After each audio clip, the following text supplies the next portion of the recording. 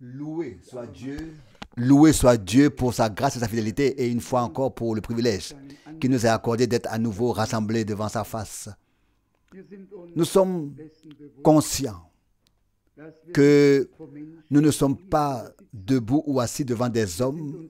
Nous sommes conscients que nous sommes en présence de Dieu, qu'il voit tout, qu'il entend tout, et que sa parole pénètre, comme il est écrit dans Hébreux 4, verset 12, jusqu'à ce qu'elle sépare l'âme, la moelle et les os et l'esprit, tout est pénétré.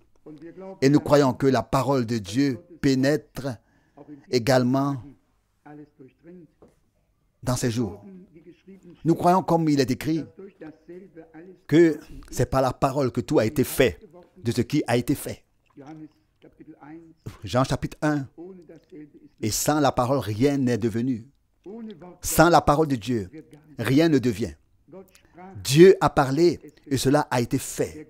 Aujourd'hui encore, il a ordonné et cela a existé. Aujourd'hui encore, rien ne peut se faire sans que Dieu n'envoie sa parole, ne nous guérisse, ne nous illumine par son esprit et ne nous fasse connaître les choses dont il s'agit.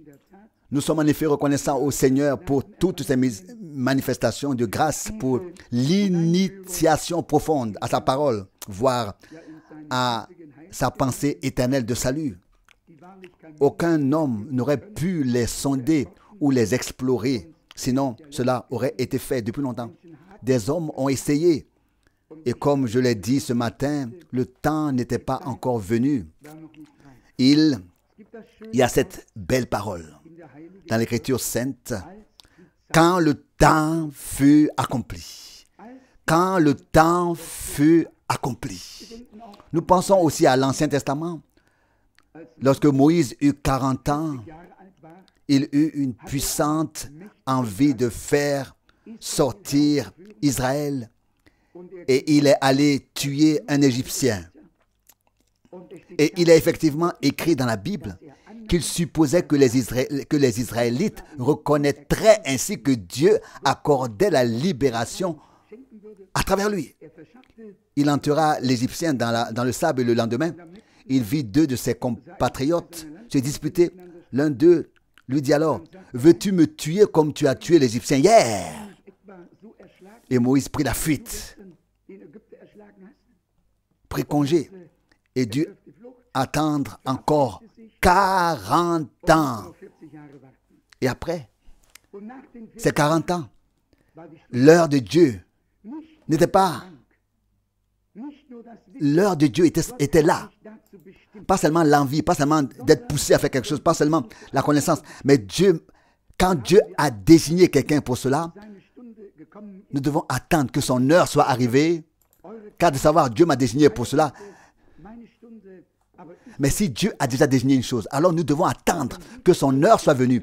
Selon la parole de l'Écriture, votre temps est tout entier, mais mon heure n'est pas encore venue. Lorsque 40 ans se sont écoulés, et que la force physique de Moïse a diminué, ou qu'il n'a plus été en mesure de se déployer comme il y a 40 ans, l'heure de Dieu a sonné. C'est là que l'heure de Dieu a sonné.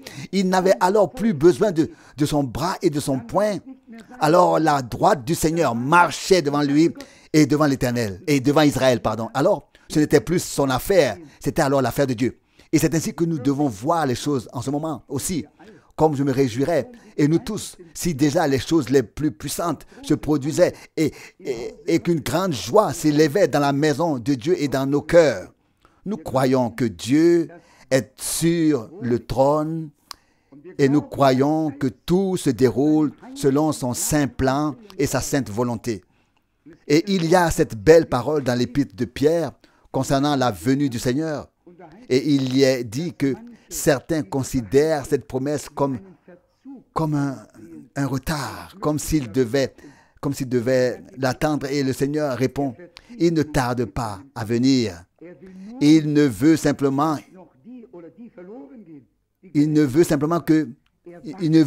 pas que se perdent encore ceux qui doivent être sauvés. Il attend que les derniers arrivent. soit appelé et entre dans le royaume de Dieu. Et alors, ce qui doit arriver, arrive. Je ne sais pas comment l'exprimer avec des mots, en paroles, mais je suis touché. Touché par la précision de la parole. Touché par la manière dont Dieu a dit toutes ces choses si clairement par l'intermédiaire des prophètes et des apôtres. Et même lorsqu'il marchait sur la terre, lui-même et nous sommes reconnaissants à Dieu de ce que nous pouvons les comprendre si clairement par la révélation de l'Esprit. Aucun d'entre nous n'a pu prendre n'a pu se procurer quoi que ce soit. C'est Dieu qui nous l'a donné. Pour accompagner cette brève réflexion sur la parole, je voudrais lire quelques passages de l'Écriture, en commençant par Apocalypse, chapitre 5. Apocalypse, chapitre 5, ici, le 9e verset, ou peut-être le verset 9 et le verset 10. Apocalypse 5, verset 9 et 10. Et ils chantèrent un cantique nouveau en disant, « Tu es digne de prendre le livre et d'en ouvrir les sceaux,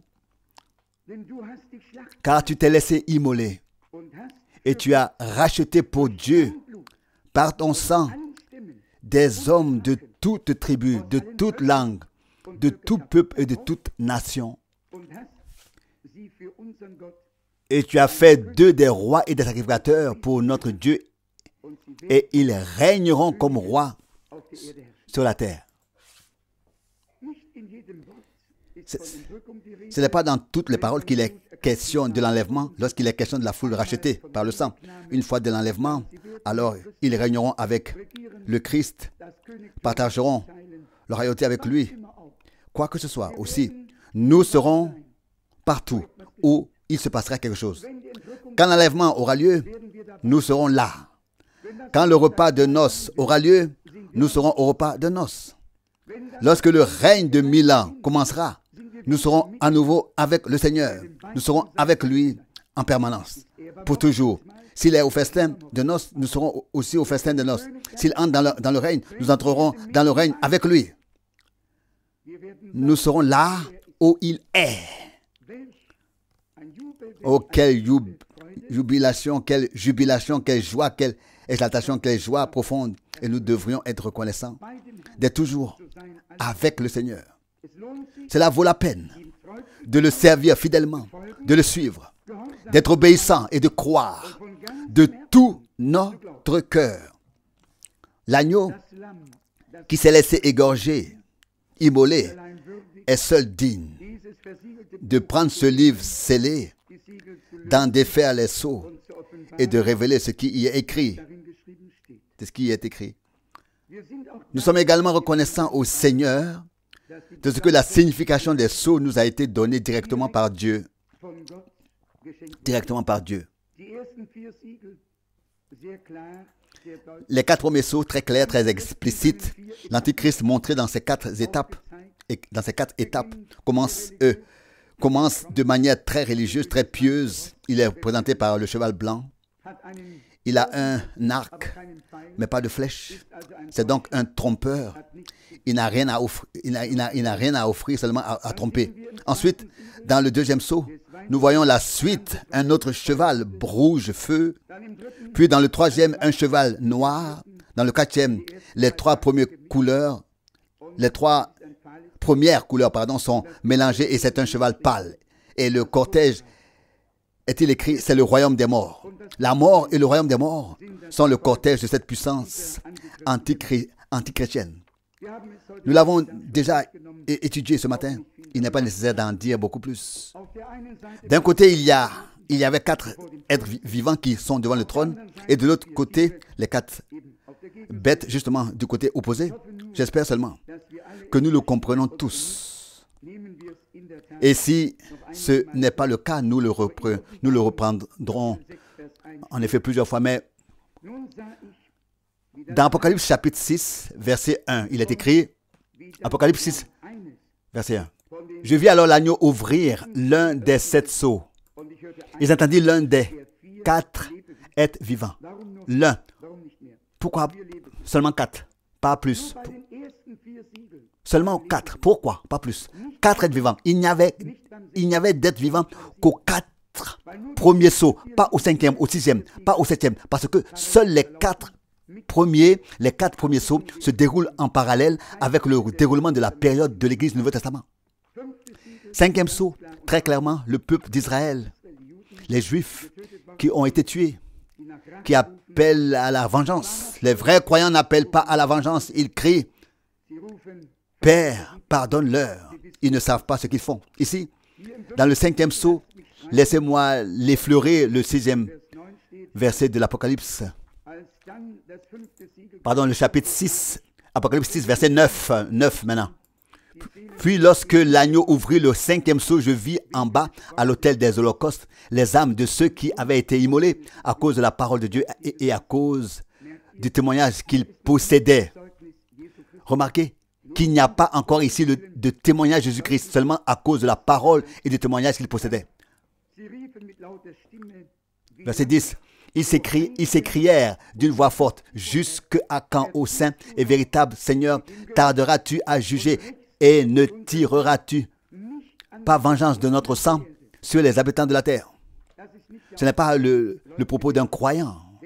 Pensez à Étienne, pensez à notre Seigneur, à tous ceux qui sont morts, qui ont laissé leur vie.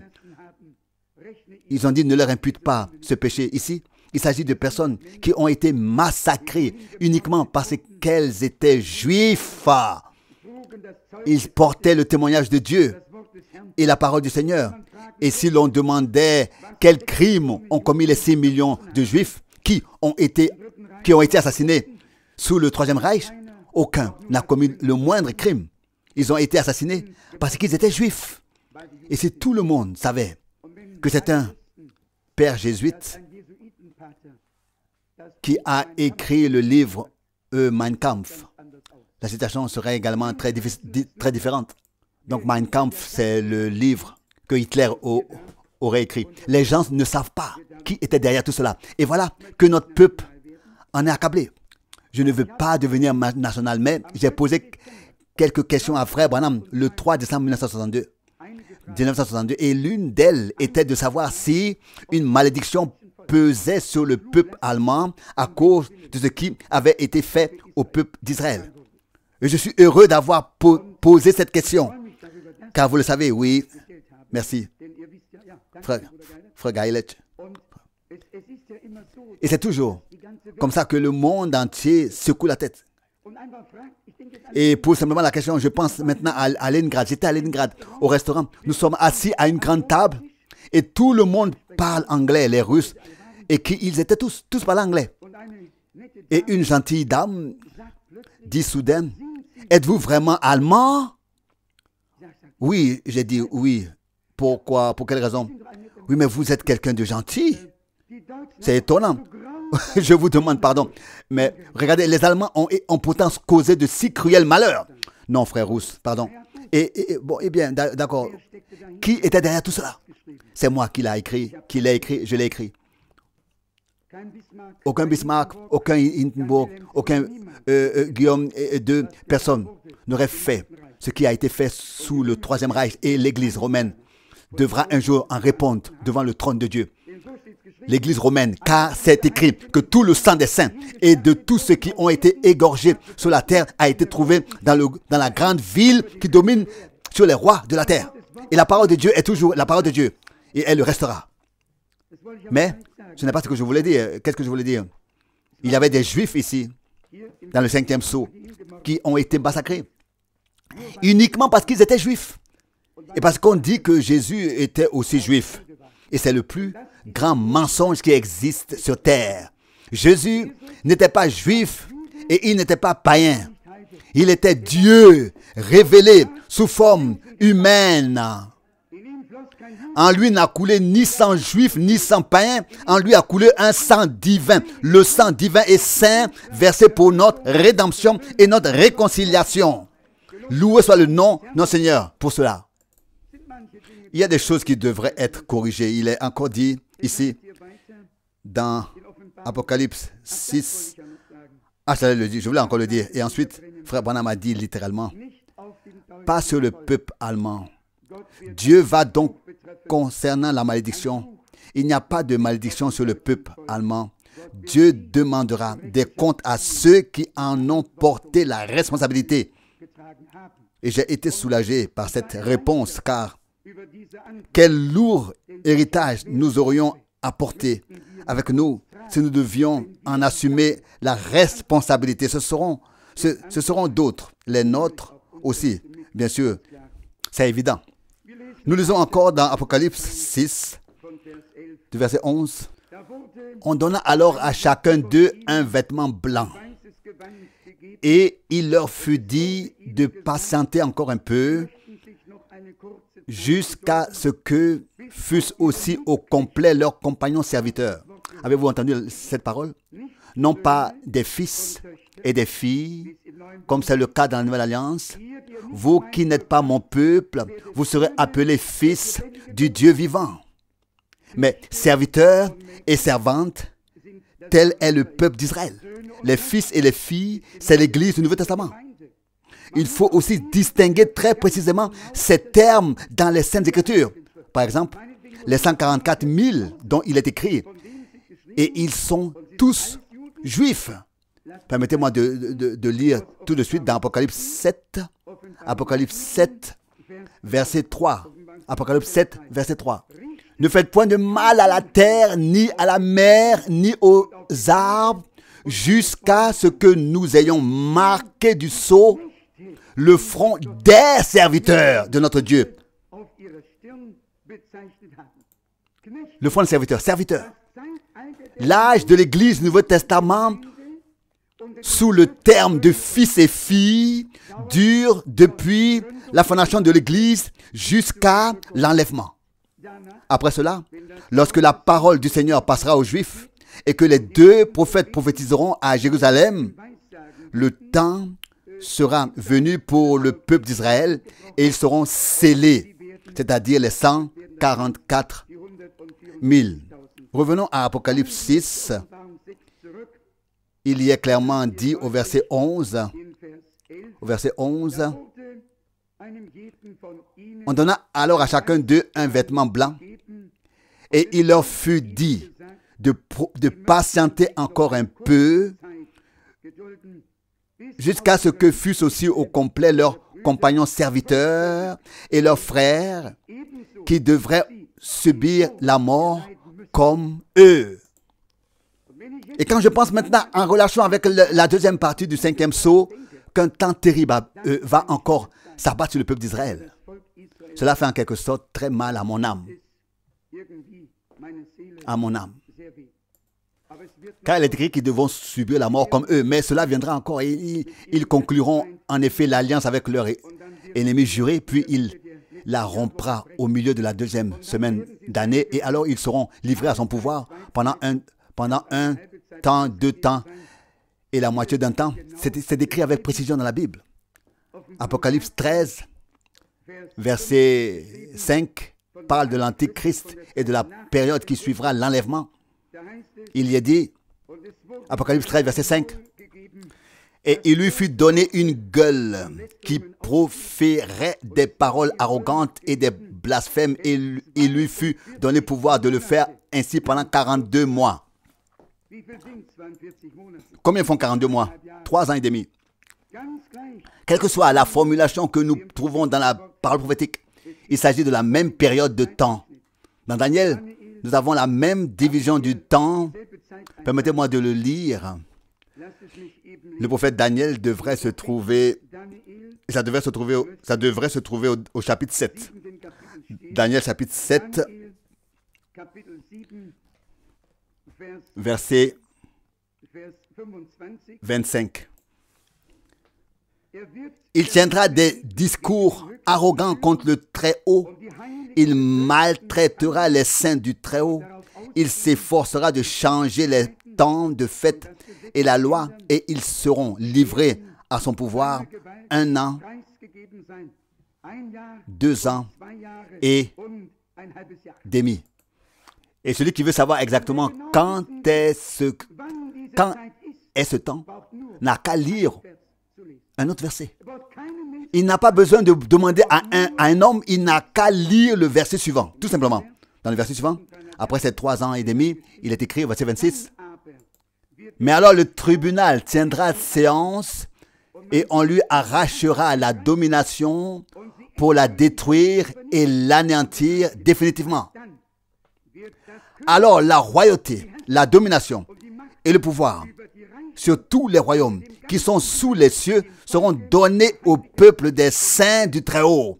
Son royaume sera éternel et toutes les autres puissances le serviront et lui seront assujettis. » Amen.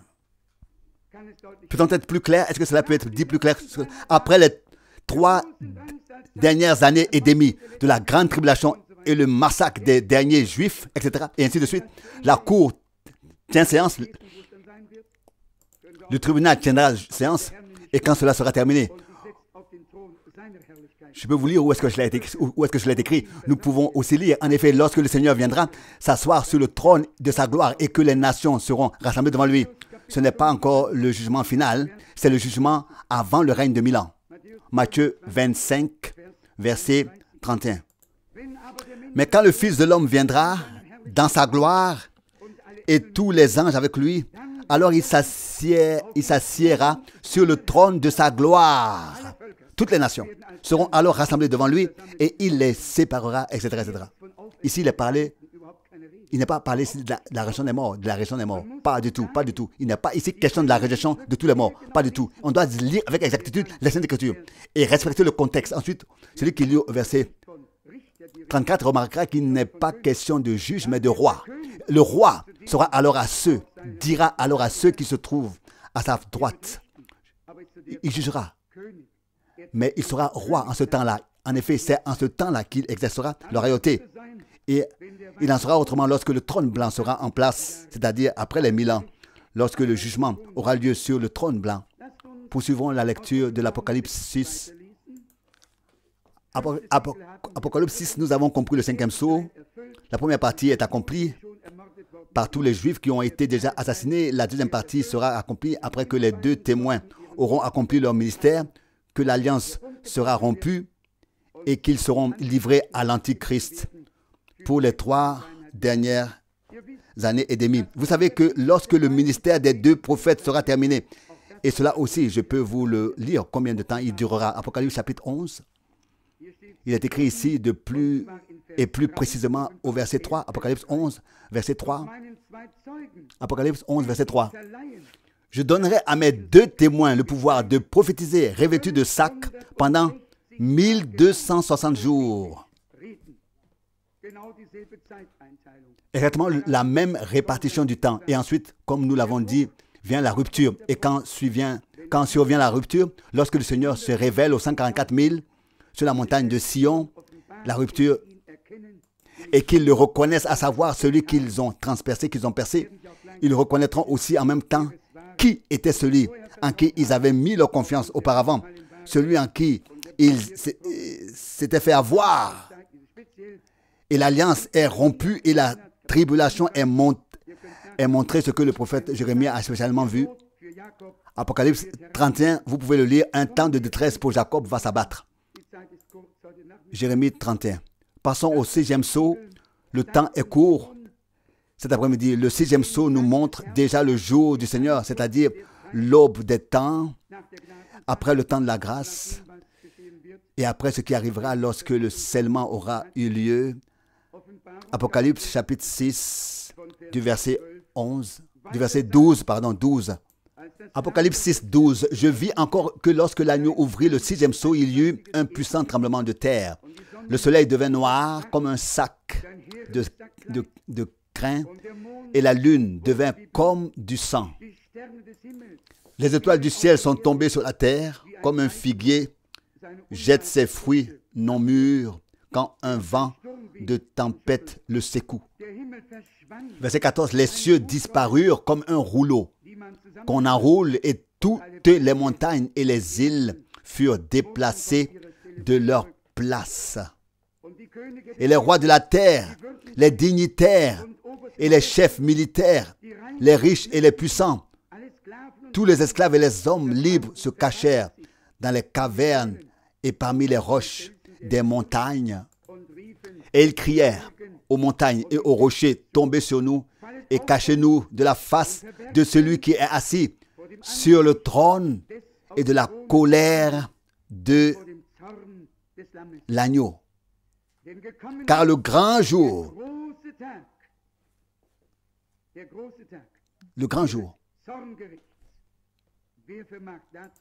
car le grand jour de sa colère et jugement est arrivé.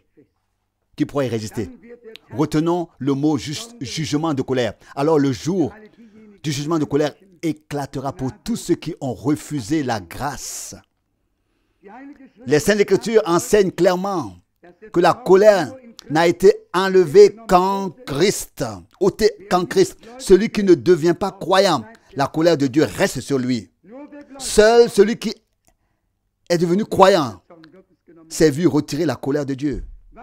En ce qui concerne le jugement de la colère, Paul a écrit plusieurs fois, surtout dans la lettre aux Thessaloniciens. Voici ce qui est écrit dans 1 Thessaloniciens,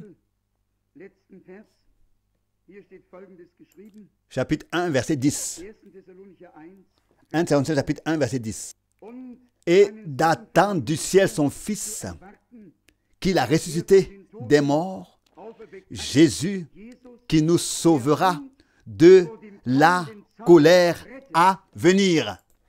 Nous ne sommes pas destinés au jugement de colère.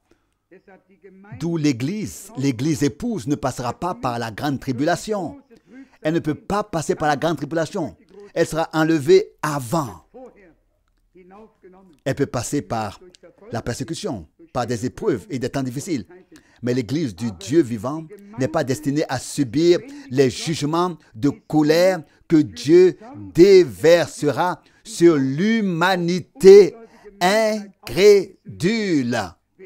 Pendant ce temps, et je vous le montre, nous serons dans la gloire. Dans 1 Thessaloniciens, chapitre 5, la parole bien connue dont il est question ici de paix et sécurité au verset 3, 1 Corinthiens 5, il continue au verset 4, 1 Thessaloniciens 5, verset 4. Mais vous, frères, ne vivez pas dans les ténèbres, pour que le jour vous surprenne comme un voleur, car vous êtes tous des fils de lumière et des fils du jour. Nous n'avons rien à faire avec la nuit ni avec les ténèbres. Ne dormons donc point comme les autres, mais faisons attention et soyons sobres. Car ceux qui dorment, dorment la nuit, et ceux qui s'enivrent, s'enivrent la nuit. Mais nous, qui appartenons au jour, restons sobres, revêtus de la cuirasse de la foi et de l'amour et du casque de l'espérance du salut. Car ce n'est pas pour le jugement de la colère que Dieu nous a destinés, mais pour que nous obtenions le salut par notre Seigneur Jésus-Christ.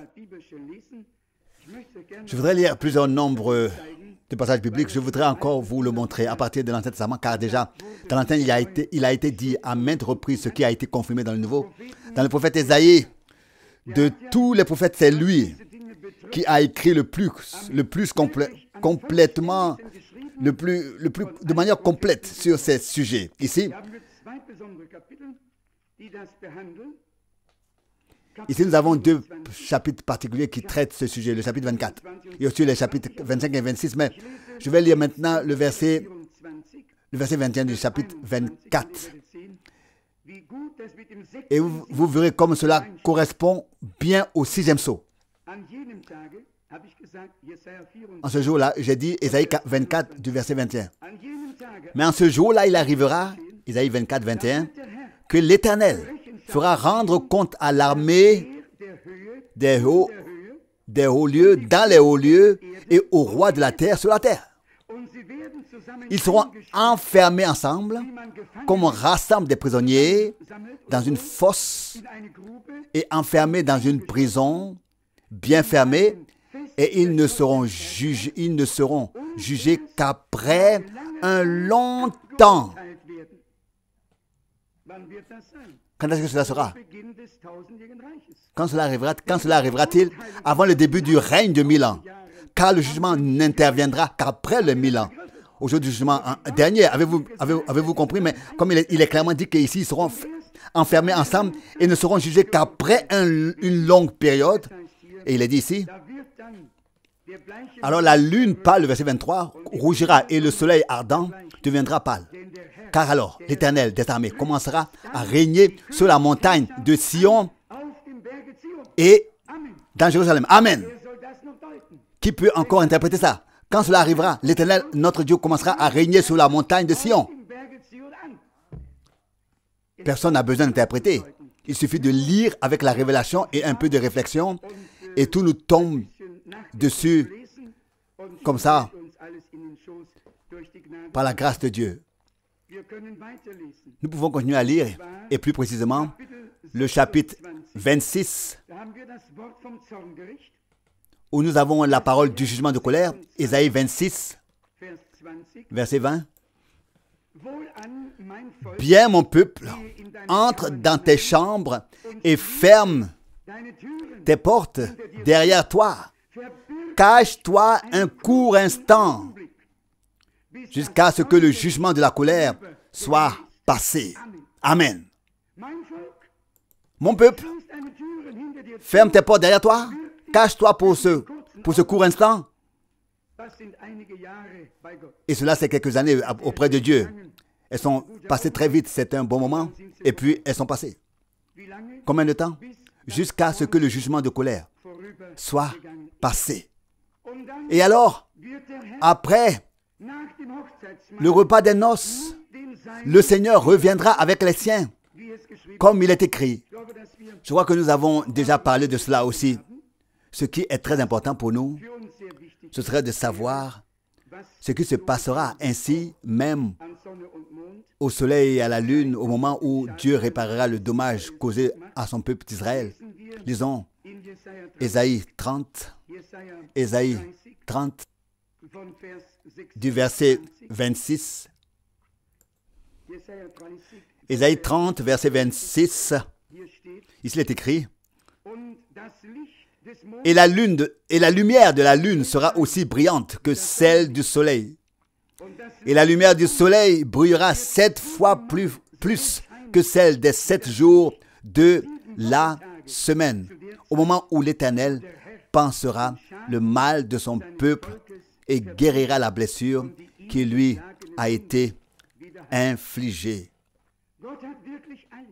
Dieu a vraiment tout fait prédire dans sa parole, c'est-à-dire qu'il a lui-même parlé par les prophètes et dit tout ce qui allait arriver. Que ce soit le soleil, la lune ou les étoiles, tout ce qui pouvait arriver, même la transformation de la terre, l'aplanissement, le fait que tout redevienne beau, c'est ce qu'a dit directement Jean déjà à l'époque dans Luc chapitre 3, ou selon la parole prophétique de l'Ancien Testament, Luc chapitre 3, du verset 5, que toute vallée soit comblée, que toute montagne et toute colline soit abaissée, que ce qui est tortueux soit redressé et que les chemins raboteux soient aplanis et que toute l'humanité voit le salut de Dieu. Il y a encore des choses qui viennent ou qui vont venir par la grâce de Dieu. Beaucoup de choses se sont accomplies lors de la première venue de Christ. D'autres s'accompliront lors de la seconde venue de Christ. Il y a encore des choses. Une chose est sûre, nous vivons dans les tout derniers temps. Nous vivons la dernière période de l'histoire du salut. Aucun d'entre nous ne peut dire combien de temps cela va encore durer, mais nous pouvons dire une chose, la venue du Seigneur est proche. Il a lui-même indiqué les signes des temps en disant, apprenez une parabole du figuier quand il devient juteux. Quand les bourgeons sortent, Alors vous savez que le temps est proche. Nous l'apprenons, nous en tirons la leçon et savons que la venue du Seigneur est très proche. Que personne ne pense ou ne dise « Cela a toujours été prêché ainsi et jusqu'à présent, cela n'est pas encore arrivé. » C'est vrai, cela a été prêché et n'est pas encore arrivé. Et pourquoi pas? Parce que le temps n'était pas encore venu. Mais maintenant, le temps est venu. Et nous voyons que le Seigneur fait vraiment tout, mais vraiment tout s'accomplir. Il fait vraiment tout s'accomplir. Et que maintenant, nous ne pouvons pas seulement nous y attendre, mais que nous le savons. Les choses se déroulent en vue du retour de Jésus-Christ. Tout est dans tous les domaines. Et cela aussi, j'ai eu l'occasion de le dire très clairement ici. Lorsqu'il est question de cette grande puissance religieuse qui chevauchera la bête, il ne s'agit pas d'une bête aux États-Unis, d'une bête ici, d'une bête là, mais d'une puissance rassemblée. Les puissances partielles ne suffisent pas à cette puissance mondiale.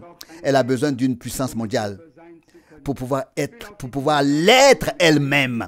Je ne veux pas entrer dans les détails, mais nous avons entendu beaucoup de choses ce week-end.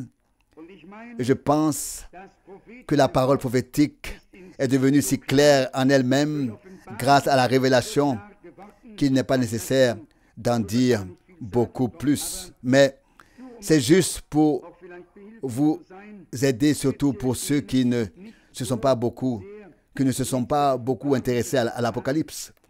Dans le chapitre 13 de l'Apocalypse, il est question de deux bêtes. L'une qui sort de la mer et l'autre qui sort de la terre. Il me suffisait de lire ce chapitre, mais cette grande puissance religieuse ne chevauche pas la deuxième bête, elle chevauche la première. C'est sur la bête à laquelle le dragon a donné le pouvoir que chevauche ce grand pouvoir religieux, non pas sur la deuxième bête décrite par le verset 11 et qui se réfère aux deux domaines religieux et terrestres, mais ici sur la puissante bête à 7 têtes et 10 cornes. La seconde ressemblait à un agneau. Vous voyez de quoi il s'agit aussi. Celui qui continue à lire peut la trouver. Et puis, plus tard, elle parle aussi comme le dragon. Elle parlait aussi, alors, la même langue, bien qu'auparavant, elle était belle et protestante, n'est-ce pas? Tout était très fin et tout a été repris. La bête qui parlait avant ou ressemblait à un agneau. Peut-être que je le lirai quand même, parce que nous avons traité la première bête en détail et pas la deuxième, très brièvement. Ne vous inquiétez pas. Apocalypse 13, verset 11. Puis je vis monter de la terre une autre bête qui avait 2 cornes semblables à celles d'un agneau, mais qui parlait comme un dragon. Alors Frère Branham a dit très clairement que la bête qui sort ici des eaux est l'ancien empire romain tel que nous le connaissons tous. Et la deuxième bête qui sort de la terre, où il n'y avait à l'époque ni peuple ni langue, c'était les États-Unis. Et ça continue. Elle parlait alors comme un dragon. Savez-vous que dans la législation, quand les États-Unis sont devenus les États-Unis, quand est-ce que c'était? Le 4 juillet 1700, qui le sait exactement? 74, 74. Il est écrit qu'aucun catholique ne pourra jamais devenir président des États-Unis dans les législations. Mais maintenant, les choses ont déjà changé, n'est-ce pas? Et on parle le même langage là-bas aussi. Ce n'est pas seulement un pouvoir en tant que bête, c'est aussi un pouvoir religieux. Le Conseil mondial des églises, l'Union protestante, l'image de la bête, cela aussi, aucun d'entre nous ne l'aurait su. Le Conseil mondial des églises, l'Union protestante, l'image de la bête, nous ne l'aurions pas su. Si Dieu ne l'avait pas laissé annoncer par une bouche de prophète, par la révélation, nous serions tous restés perplexes. Mais cette bête qui avait l'apparence d'un agneau, a ensuite parlé comme un dragon. Maintenant, écoutez ce qui est écrit ici, au verset 12. Et elle exerce sous ses yeux tout le pouvoir de la première bête. Le second pouvoir exerce le pouvoir de la première bête. Et elle le fait encore plus sous ses yeux. Cela va encore plus loin. Et elle amène la terre et ses habitants à adorer la première bête dont la blessure mortelle avait été guérie. Ici, nous avons vraiment un résumé du pouvoir religieux terrestre et aussi là, du pouvoir religieux terrestre. Et le second pouvoir fait en sorte que le premier reçoive à nouveau hommage et reconnaissance. Il n'est pas nécessaire de savoir grand chose pour comprendre ce que cela signifie. Combien d'évêques ont signé récemment, je crois 100 ou 200 en Grande-Bretagne, pour dire que l'église anglicane est en fait une partie de l'église romaine. Tout recule, tout recule. Les dégâts doivent être réparés. Et le monde entier s'étonne que l'une des bêtes qui avait été blessée à mort ait été guérie. Et la bête était revenue comme avant et le monde entier s'en étonne. Cela continue ici au verset 13. Apocalypse 13, verset 13. Elle accomplit aussi de grands signes miraculeux au point de faire descendre du ciel sur la terre du feu aux yeux des hommes. Il n'y a pas lieu de s'inquiéter à ce sujet non plus. Nous savons très bien quel feu est déjà tombé et tombera encore. Si l'on considère Hiroshima et Nagasaki et tout ce qui est déjà tombé, et n'oublions pas que 119 scientifiques allemands ont été amenés de Travemünde après la Seconde Guerre mondiale. Et quand on pense à Werner von Braun et à tous ces gens qui ont été engagés pour mettre le feu aux poutres, moi-même j'avais un ami qui s'appelait M. Sempf et qui travaillait là-bas. C'était il y a de nombreuses années. J'y suis allé avec lui et il m'a dit des choses. Beaucoup de choses sont arrivées et le monde ne comprend pas pourquoi cela devait arriver. Tout est l'accomplissement des Écritures. Aujourd'hui, tout le monde peut appuyer sur le bouton à tout moment. Et alors, il tombe vraiment beaucoup de feu du ciel et il n'y aura plus d'échappatoire. Ensuite, il est dit ici, à partir du verset 15. Il lui fut aussi donné de faire vivre l'image de la bête. Je ne veux pas parler de cela. Un pasteur évangélique du nom de Mark Mann en a parlé sans appeler l'enfant par son nom. Je l'ai cité dans le livre. Certains se sont déjà inquiétés de tout ce qui se passait, à la différence près qu'ils n'avaient pas une vue d'ensemble, mais qu'ils pressentaient quand même où cela allait, où cela venait, d'où cela venait et où cela allait ou bien alors menait. Et nous croyons effectivement que le Seigneur appellera encore des gens de tous les peuples, de toutes les langues, de toutes les nations, de toutes les croyances à sortir. Dieu n'est pas lié à une confession. Nous croyons que les gens sont sincères dans toutes les dénominations, que le chemin leur a seulement été barré selon la parole de l'Écriture. Vous-même n'y êtes pas entrés et vous n'avez pas non plus laissé entrer ceux qui voulaient y entrer. Par souci de brièveté, je vous livre très rapidement les derniers versets du chapitre 13, peut-être même du verset 15. Encore, il lui fut aussi donné de faire vivre l'image de la bête, de sorte que l'image de la bête parlait même. Et elle obtint aussi que tous ceux qui n'adoraient pas l'image de la bête fussent mis à mort. Il ne s'agit pas seulement d'être affilié à l'église romaine. Le moment viendra où tous ceux qui n'appartiennent pas à une église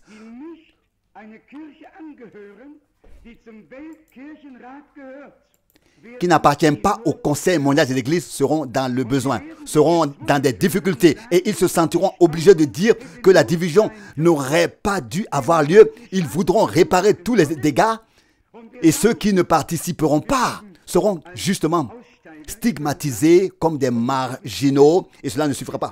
Nous irons probablement mal pendant une très courte période, mais nous irons d'autant mieux ensuite, comme je l'ai dit, Aujourd'hui, même dans la tribulation, un croyant se dit que la tribulation va et vient, puis elle est terminée et que la gloire est éternelle. Le verset 16 dit ceci.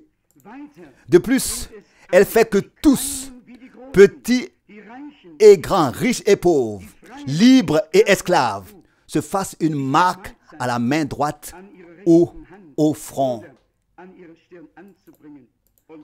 Et personne n'aura le droit d'acheter ou de vendre quoi que ce soit s'il ne porte sur lui la marque, c'est-à-dire le nom, c'est-à-dire le nom de la bête et le nombre ou le nombre de son nom, de son nom, le nombre de son nom. Ça aussi, nous avons écrit là-dessus. Plus d'énigmes concernant ces choses. C'est vraiment révélé par le Saint-Esprit. Ça a été révélé par le Saint-Esprit de manière claire des Saintes Écritures. Il n'y a plus besoin d'un homme pour interpréter. Dieu l'a révélé. Et nous en sommes très reconnaissants. Il est écrit ici, dans le verset 18, c'est ici que la vraie sagesse peut se manifester. Beaucoup sont sages. Mais est-ce qu'ils ont la vraie sagesse qui vient de Dieu? C'est ça la question. Ici peut se manifester la vraie sagesse. Celui qui a de l'intelligence. Ici, il ne s'agit pas de beaucoup d'intelligence et de connaissance, mais de la connaissance et de l'intelligence et de la sagesse divine. Qu'il calcule le nombre de la bête. Et maintenant arrive. C'est en effet le nombre d'un homme. Et son nombre est 666. Vicarius Filii Dei. D'autres ont fait le calcul. Et c'est vrai, le calcul est juste. On peut faire la contre-épreuve. Tout le monde sait que lorsqu'on calcule, on peut faire la contre-épreuve. Si, c'est vrai. Tout est parfaitement exact. Et la parole que Dieu nous a révélée est fiable et certaine. Non pas le chiffre d'un système quelconque, mais celui d'un homme qui préside à l'ensemble. On ne peut pas le dire plus clairement, mais nous voulons le transmettre aussi clairement que les Saintes Écritures le disent. Pour finir, je tiens à dire à chacun d'entre nous que nous souhaitons vraiment de tout cœur que tous les hommes deviennent croyants. Je ne me réjouis pas qu'un seul d'entre eux se perde. Au contraire, je me réjouirais que tous soient sauvés. Dieu seul en décide et chaque homme se décide pour ou contre le Seigneur. Vous savez qu'il y a un mouvement. Ils croient, oui, que même le diable doit être sauvé et ils disent qu'il a deux côtés, un bon et un mauvais, et qu'une fois que le mauvais a triomphé, c'est le bon qui va triompher. Et pour autant que vous connaissiez tous ces enseignements, non, le diable n'était pas destiné à être sauvé et il ne le sera pas non plus. Nous devons faire une distinction très claire entre les choses.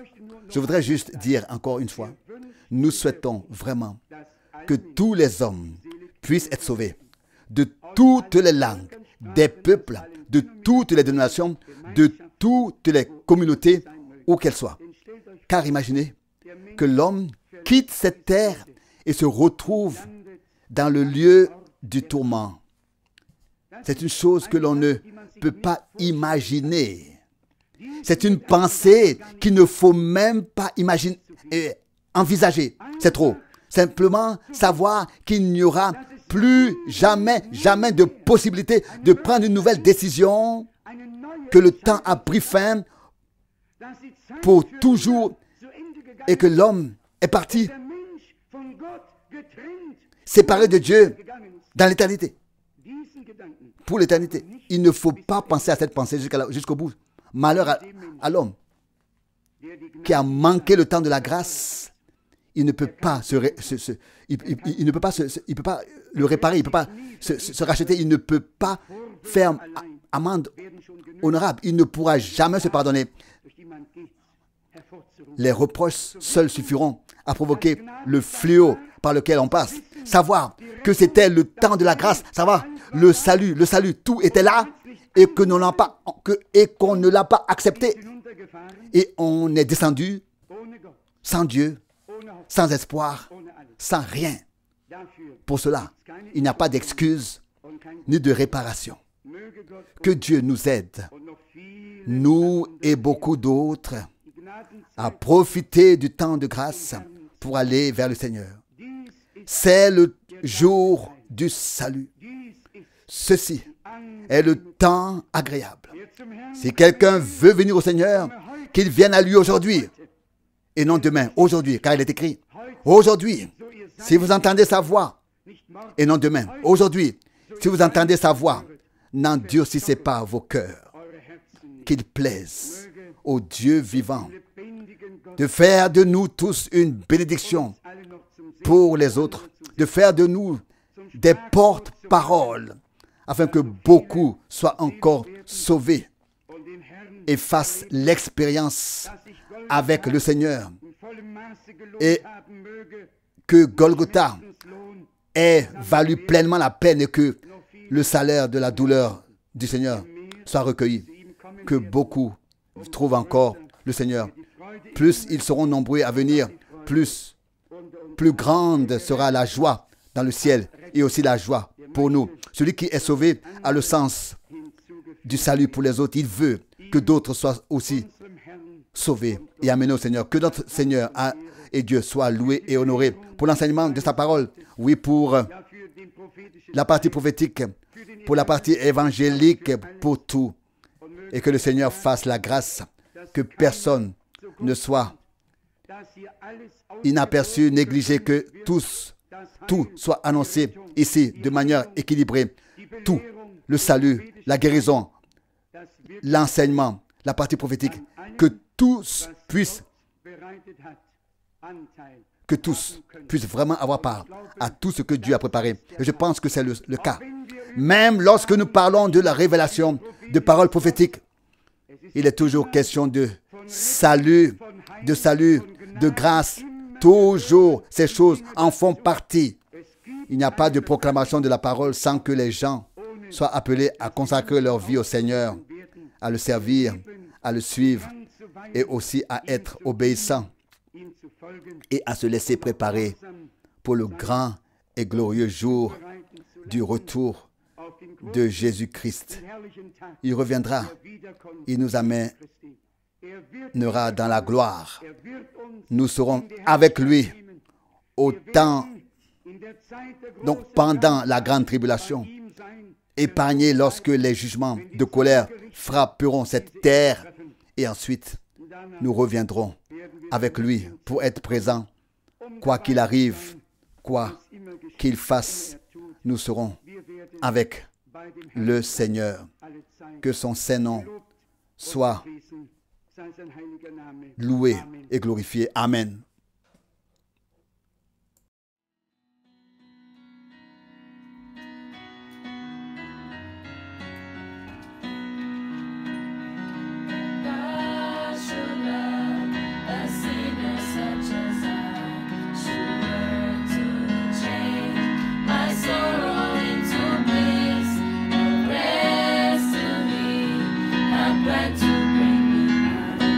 How wonderful